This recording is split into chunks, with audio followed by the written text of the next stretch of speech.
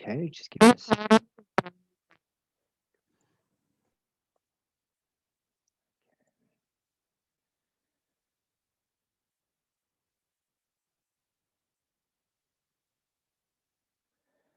Okay, and yeah, Aidan, thanks so much for the introduction. I suppose you've all got, if you are listening and you've got your report in front of you, maybe you can just pull it out. I'll kind of try and take you through the content of that report quite sequentially. And as Aidan said, if there's any questions, let's address them after kind of talking you through the report. So you would all seen from the report itself, it's divided into a couple of big components. We had a look at your son's personality. We had a look at his career interest. The epicenter of the process is really about uncovering what his strengths are. And it's with that lens that we certainly gave him his character strengths. And there's an associated report that speaks to this. We had a look at his aptitude results in conjunction with what we could see in terms of his academic results. And then we used all that information to give us career suggestions, which might become a couple of things for him to consider in the long term, and use that as the basis to kind of inform the subject suggestions that we made. So I'll kind of take you through these all quite sequentially. And if you look at the first component of the report, and I'll ask you to glance open to page 2 of the report, you'll see that the first piece of information we had a look at was around his personality preferences. And I'm sure many of you engaged with quite a similar tool at some point or another. But we looked here on these series of 4 opposites. They did an assessment for us at the school. And we were really just trying to establish with the series of big dichotomies, how much clarity could we see that your son had a preference for one side over and above another. So you see at the bottom there, it says my personality type. You'll see a 4-letter acronym. Some of you in your reports might have 2 acronyms. Some of you might have 1. But essentially, the way we got to this 4-letter acronym was taking the first letter of these 4 kind of big key opposites, and that would load onto that 4-letter code. So you'll see on the top left-hand side, we looked at your son's energy style. And here there's 2 preferences. You've either got what called an extroverted preference, where you recharge and get energy primarily from people, things, activities, or you've got an introverted preference where you recharge and get energy from your quiet alone me time. Now you'll see that if you've got an extroverted preference, you would represent it by an E, and obviously introvert with an I. The next top right-hand side, we had a look at your son's thinking style. And the other 2 opposites were either a sensing preference, and in which case your son would have a preference, probably more the information that he likes and trusts. If you've got a sensing preference and you like and trust more concrete type of information, whilst people with an intuitive preference prefer a bit more abstract kind of information, a bit more of a theory kind of base. And you'll see, obviously, you've got the sensing preference, we represented with an S. With the intuitive preferences, we represented with an N. Bottom left-hand side, we had a look at your son's value style. And essentially, this is the processes that he follows when he makes decisions. Is it more a head-based kind of preference when he makes decisions, in which case you'd have a thinking preference? Or is it a more heart-based kind of decision-making process, in which case, this stage of his life, he'd have a feeling preference? In terms of his lifestyle, you either have a preference for structuring, managing, planning your life, or in certain instances, if you've got a perceiving preference, you've got a preference for a little bit more spontaneity, freedom, and flexibility in the way that you manage your life. Now you'll see there in this instance, as a point of illustration, this individual had clarity around an extroverted preference, clarity around an intuitive preference. When it came to his value style, there wasn't much certainty there. There was a little bit of thinking and feeling, in which case you would have seen that I'd represented 2 personality types in certain instances. And then in terms of his lifestyle, you've either got a preference as to the structure, which you would represent by a J. In this instance, the person would have had a perceiving preference. So if you flip over to the next page, you'll see that on the next page, I've represented those 16 combinations of those letters. And in that instance, you can see I've just ticked the 2 that were relevant for your son. And have a read through the narrative. Obviously, your son is a lot more dynamic than 1 or 2 of 16 blocks, but it is a useful point of departure to start considering the types of things that he would want for in his career in the long term. If you go into that website in the bottom right-hand corner of page 2 at www.truity.com, there's a lot of these websites that link personality type to careers, but in particular, I find the career literature associated on that Truity website quite nice and vast and comprehensive. So have some fun on that website, and I hope it creates some dinner table conversation. That's the intention at this moment in his life, is really just to create some discussion around the things that he likes and doesn't. Hopefully it will stimulate some conversation, and particularly around some careers that he might be interested in. If you look at his career interests, you'll see that this is represented on the top of page 4. On that little hexagon, you'll see that there's a series of 6 kind of career factors. For what it's worth, I've represented that the information we were looking at here is the Holland's vocational types.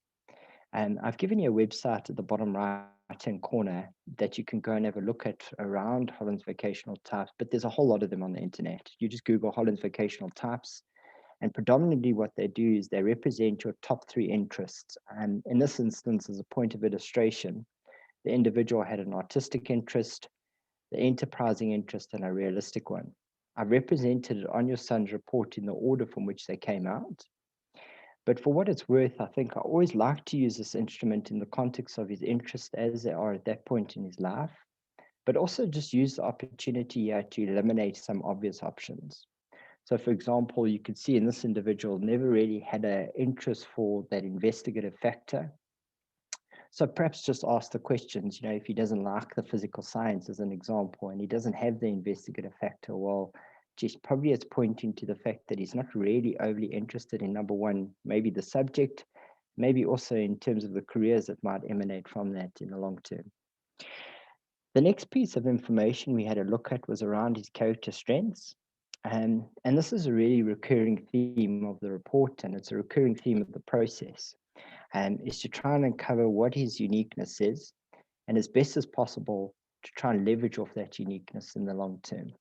And I often use an example of a sporting analogy to kind of make my point here.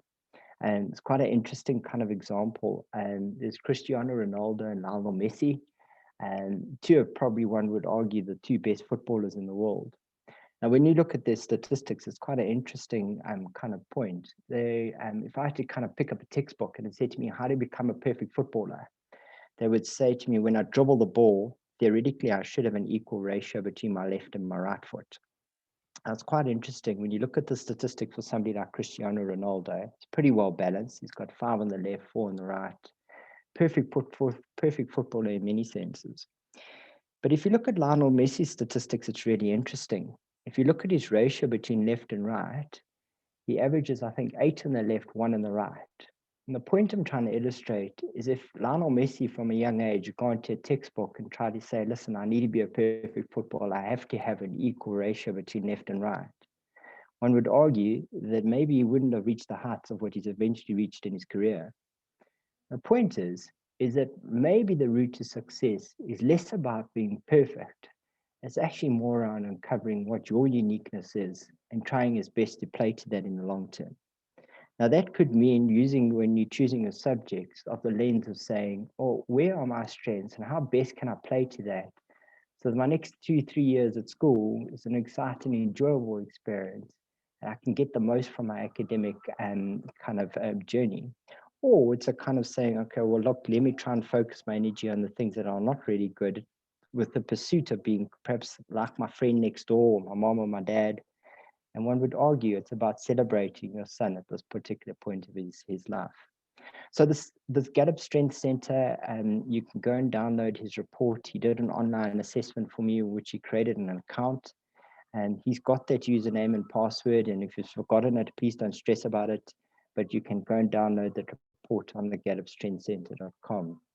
You would have seen that I've represented his top 5 strengths. I've listed them below, and you can see I've just ticked his top 5 strengths. It's quite useful. These 34, I've obviously only represented his top 5 strengths, but in total there are 34 strengths. And those 34 strengths are categorized into 4 large, big key domains. There are strengths around execution, there's strengths around influencing, there's strengths around thinking, explaining, and strategy, and there's strengths around relating and connecting to others. Now, where you see predisposition to one particular category, or maybe that's kind of uncovering a key kind of strengths distribution in that particular domain. Well, maybe that's telling us something. So it's worthwhile not only looking at his top 5 strengths, but it's also worthwhile looking at the distribution and see what that's perhaps telling you in terms of the theme around his character strengths. For what it's worth, I generally don't share the top 34 strengths because often our bias is towards focusing on our bottom ones and try and fix ourselves. And that would defeat the purpose of what we're trying to achieve, which is to celebrate your son as much as we can. So with the context of looking at his strengths, if you flip over the report to looking at his academic and his aptitude results, and we looked at it with those lenses. So you'll see that there in his aptitude results, there are a series of 9 subtests. I've given you a brief descriptor of each. And what I've done is instead of representing it on a bell-shaped curve for you, in which case we would go 0 to 2 is very poor, 2 to 4 is poor, 4 to 6 is average. I've just ranked it for you. I've ranked it in the context of your best to worst results relative to your own profile. So to put that simply, where you see 1, that was your best result, 2 was your second best result, and so forth. And what we're trying to get here is for us to look at these aptitude results in the context of saying, well, what's unique about me? Where do my strengths lie? So if I had to use this as an example and I had to look at this individual's report, it's very clear that their best strength was around their memory. Or maybe let's also then, if that's one of their better strengths, let's look at what he's getting for history. Let's look at those big memorization types of subjects, and is it correlating with what we could see in terms of his academic performance? And I'll show you a brief snippet of that correlation shortly. But look at it with the lens of saying, what am I good at from an aptitude perspective? And see if that correlates academically. Also look perhaps where the scores weren't as your strongest. In this instance, maybe the mechanical insight wasn't his strongest aptitude.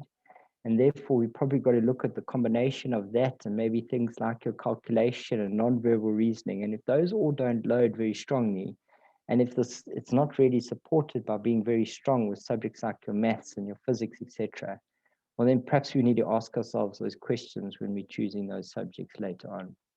So I suppose you can hear, but the big theme is to look at these aptitude results with number 1, with the lens of looking at your strengths, and number 2, in the context of how you're performing academically. Now, we had a look at, I've represented his final grade 8 results because when we started to do the analysis of the report, we did it kind of the first semester. So we only really had his first semester report results. I chose to use the grade 8 results because it was just more data that we had at our disposal. So you'll see that I also looked though at the first term, but what we've represented here is, again, when we were trying to look at his strengths, we will see that the English, the first additional language, we had maths, and those are your non-negotiable subjects. So English, first additional language, and maths. And then over and above that, we'd represented here for you his top ranked subjects. So you can see that all we've done is where you see 1, it was his best result relative to the grade average. So when I looked at the deviation from the grade average, which showed me the greatest deviation, and therefore by implication would be your greatest strength.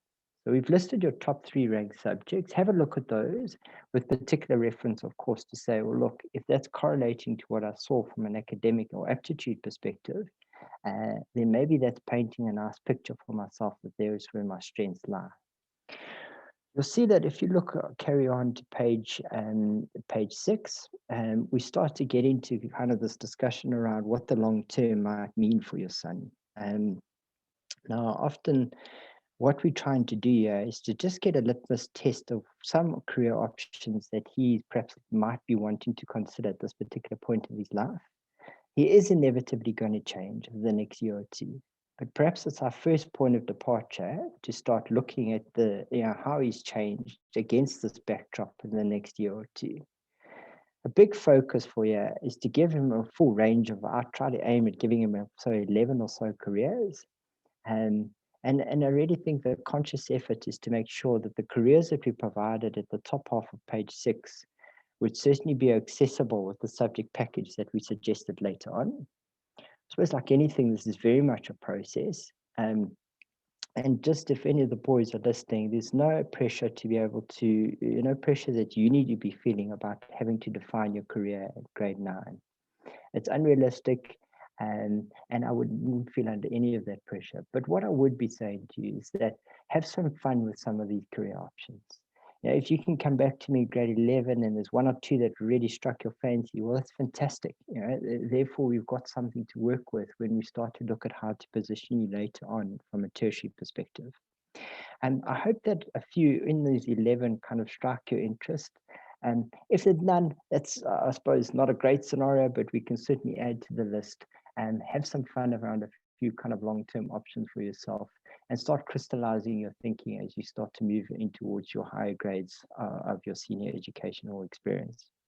So in lieu of these career options, we kind of use that as a backdrop to kind of consider some types of subjects that you might want to consider for next year.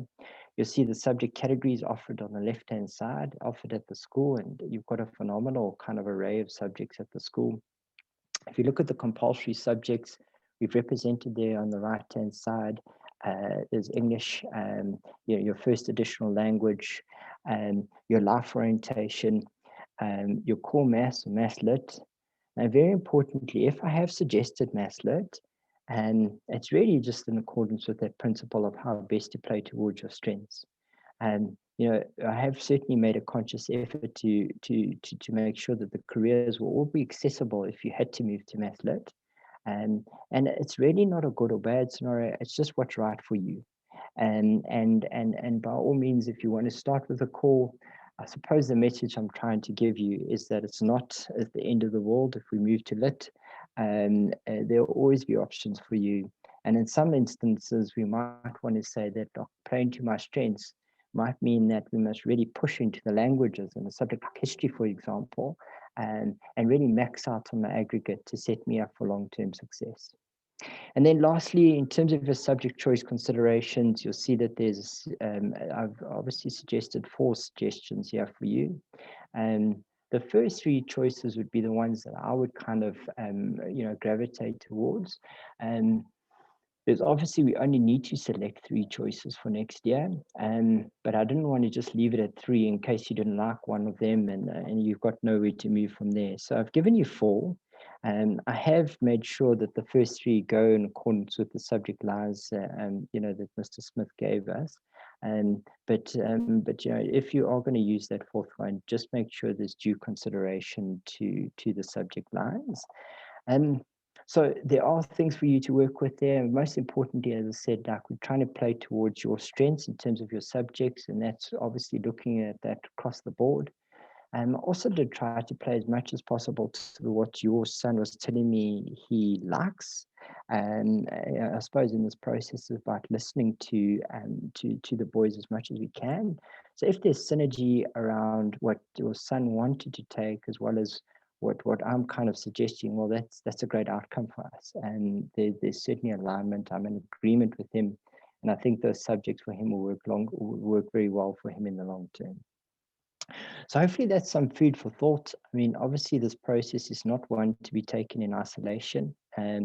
So there's some great educators at the school and educators that know your son incredibly well. Hopefully this is a nice point of departure for you to consider some of the long-term options as well as the considerations from a subject choice perspective and that we think we might best set him up for the future. But please validate it through the educators in the school. You as parents know your son incredibly well, of course.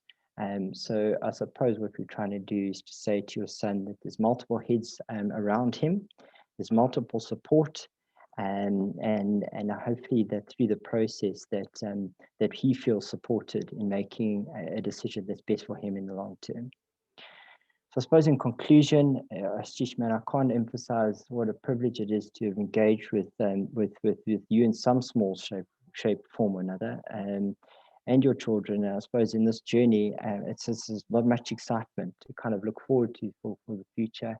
I've got no doubt if they use the resources at the disposal and play towards their strengths and follow certainly the principles of which we try to apply, which is working towards their strengths, not away from them, playing towards the things that they mostly enjoy, consider the long term in mind, and that certainly is to set them up for tertiary education as best as we possibly can.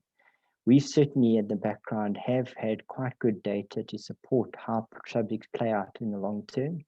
And it's on that basis that when I'm suggesting subjects, I've got the long term in mind and trying to predict how the subjects might play out for him in lieu of trying to set him up as best as possible from a tertiary perspective. So thank you for your time. I mean, I'm going to conclude there, unless there's anything you want to chip into, Mr. Smith. Thank you very much, Bryce. Please, if you have any questions, you can just type them up in the chat, or that'll probably be the best way of doing it. Yeah, so thank you. And Bryce is available on the 23rd, 24th, and 25th, or the 23rd's booked out, is it, Bryce? If, as per the per that letter, you can contact him and book if you want to have a more in-depth discussion about your son particularly. And so the process needs to sort of be wrapped up by the beginning of next term so that we can do our staffing and all that sort of technical stuff from school side. So we do need those subject choices to come in. And then I must just mention that Bryce will be doing a grade 11 career choice process as well. So by that stage, he will have all this knowledge about your son, and you'll be able to take that further with whatever subject choices he's made and how he's progressing in those things. And so you'll get a nice longitudinal view of your son's trajectory and career possibilities and study possibilities and things like that. So from my side, the things that the one thing that I really I'm very practical about these things. Just is we have the options. The subject categories that Bryce had, they were really not the options. They were sciences, economics, the arts, and those kind of categories. So the options are there. The one thing that you have to be aware of is that you can't write physical science unless you do maths. And that's absolutely key. So if you sort of come to the middle of grade 11 and the maths isn't going well, but you're doing physical science as well, it's going to mean changing both those subjects. It's the only subject, physical science is the only subject that requires another subject for you, that you have to take maths in order to do it. Accounting, all the other subjects, you don't need core maths to do that. Okay, I don't see any questions. And so, Sue, is there anything from your side? No, I don't think so. And there are no questions. Great. Bryce, anything last from your side? Thank you very, very much for your time and for your immense expertise and insight into this. It's, in some ways, I think for some children, it's just easy. It's obvious. It's what it's going to be. And for other children, it's very well, concerning, I suppose, that you don't want to make the wrong choice. I would like to reduce our number of subject choices. So that's going to be the acid test for Bryce Dekker here, that, see how few subject choices we have over the course of the year. But please,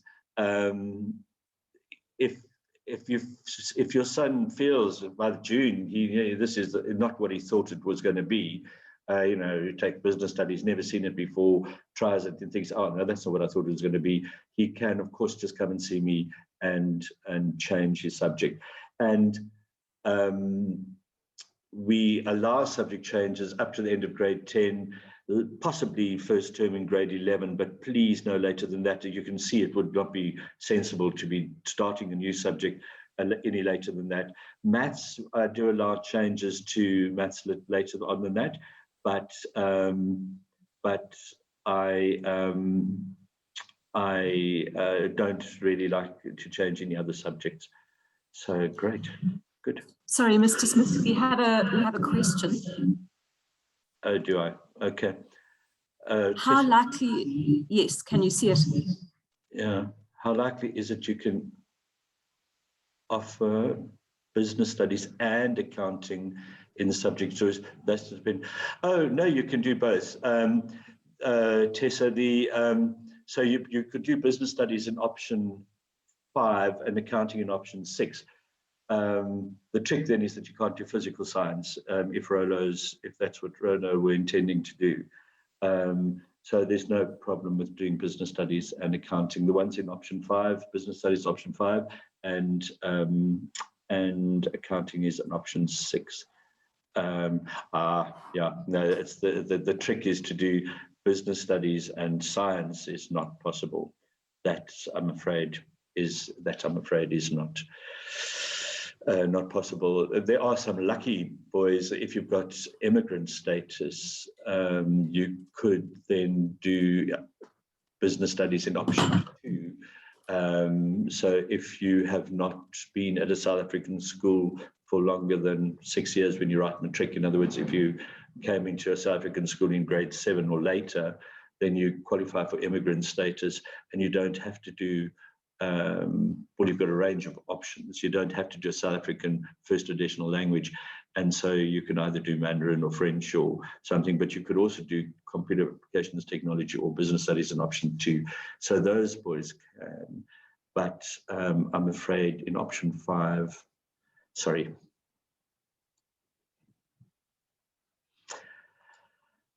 Any other questions?